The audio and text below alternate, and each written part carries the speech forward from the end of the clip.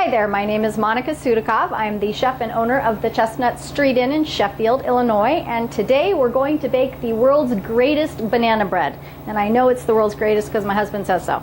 So we're going to start off with our flour. I've got some good organic flour here. One of the things about baking that's really critical is that you measure all your ingredients. The difference between baking and savory cooking is baking is more of a science, savory cooking is more of an art. So that's probably why I like savory cooking better. But I've got the flour measured out is 1.5 cups of flour. To that we're going to add the rest of our dry ingredients. I have some baking powder. It's a teaspoon and a half of baking powder. I have a teaspoon of kosher salt. And then I have a 1/4 teaspoon of baking salt, actually.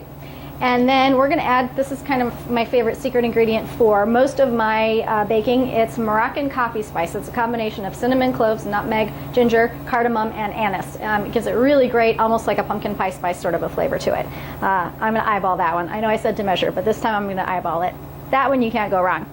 And that we're going to just stir together a little bit here. Now we need to prepare our wet ingredients. And the next thing we're going to do is the brown sugar. Anytime you want to add a little more tenderness to your baked goods, you want to go ahead and use brown sugar. Brown sugar has molasses in it, so it helps to really give it sort of a nice chewy texture to it. So brown sugar, 3/4 cup to that. A little bit of almond extract, eyeball that as well. Vanilla extract. Orange blossom water. This is one of my absolute favorite ingredients for a lot of things. This is made with a steam distillation process. They take the orange blossoms, boil them in water, capture the steam in a siphon, and then recondense it into a liquid. And then that's basically what's in here. It almost smells more like perfume, but I promise it's totally edible. A little bit of that in here, about a tablespoon or so. 1 handy dandy egg. That's a large egg. 1/4 cup of, you can use coconut oil or grapeseed oil.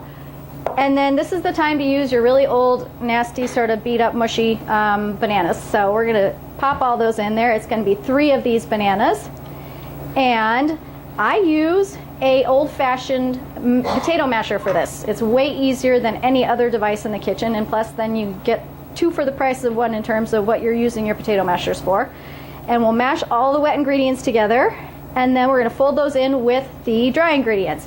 Now, this is going to be a blueberry banana bread. I'm going to take some frozen blueberries and we'll put all that in there as well. We're going to bake that in a loaf pan, 350 degrees for approximately 55 minutes or until the batter is just totally not moist when you stick a toothpick in there. And you also want to make sure that it's nice and golden brown on top. So we'll get all this mashed together, transferred into our baking dish, and we'll pop that in the oven, 350 degrees. So I do want to show you what this batter is supposed to look like before you put it in the oven. It should be not overly moist, and you shouldn't stir this too much. If you over stir it, it'll get really tough, and then you don't have a nice tender banana bread. So I just go ahead and use my little spatula here and just stir it until it's completely combined.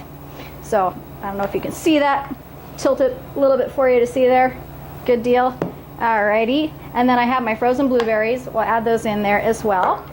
And you don't want to add the blueberries too soon because, of course, as they start to melt, it'll water down your batter, and you don't want to do that. So we're going to add it just at the very last second before I put them in the oven. Otherwise, you'll have purple blueberry banana bread, which isn't necessarily so bad. It's kind of a nice, pretty color, but not quite as alluring or as appealing to the eye. See, just barely combined. Blueberries go in, all of them. If you have fresh blueberries, by all means use them. Obviously, we're not quite in season right now. It's almost November, so.